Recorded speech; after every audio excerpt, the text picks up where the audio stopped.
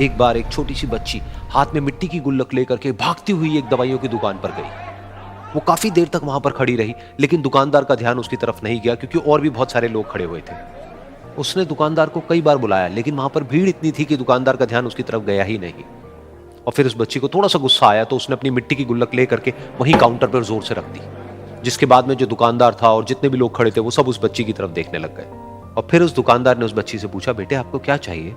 तो वो बड़े ही भोलेपन से बोली कि मुझे एक चमत्कार चाहिए। ये सुनकर के दुकानदार को कुछ समझ नहीं आया, ना ही वहां पर जो लोग थे उनको कुछ समझ में आया, और सब उसकी तरफ देखने लग गए। फिर दुकानदार ने बोला, बेटे चमत्कार तो यहाँ पर नहीं मिलता है।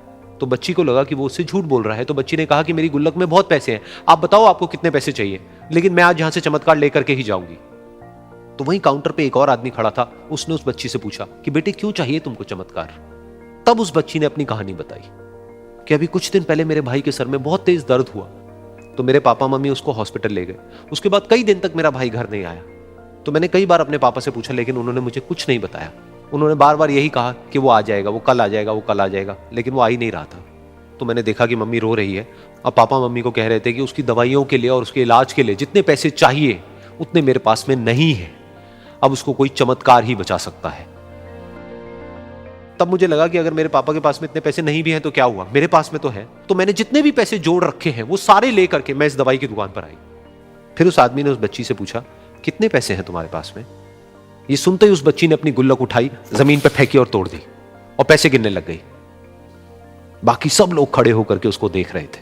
थोड़ी देर बाद उसने सारे पैसे अपने हाथ में इकट्ठे किए और बोली, मेरे पास में पूरे 19 रुपए हैं। वो जो आदमी वहां पर खड़ा था वो थोड़ा सा मुस्कुराया और बोला कि अरे तुम्हारे पास में तो पूरे पैसे हैं, इतने का ही तो आता है चमत्कार। ये सुनकर के वो बच्ची बहुत खुश हो गई और बोली कि चलो मैं आपको अपने पापा से मिलवाती हूं। बाद में पता लगा कि वो आदमी कोई आम आदमी नहीं था, बल्कि एक बहुत बड़ा न्यूरोसर्जन था, और उसने सिर्फ 19 रुपए में उसके भाई की सर्जरी करी, और कुछ ही दिन बाद वो ठीक होकर के घर वापस आ गया। फिर कुछ दिन बाद वो बच्ची, उसका भाई, उसके पापा, उसकी मम्मी चारों एक साथ बैठे हुए थे और बात कर रहे थे। तो उसकी मम्मी ने उसके पापा से पूछा कि अब तो बता दो ये चमत्कार आपने किया कैसे? तो उन्होंने अपनी बेटी की तरफ देखा और बोले, ये चमत्कार मैंने नहीं, इसने किया है।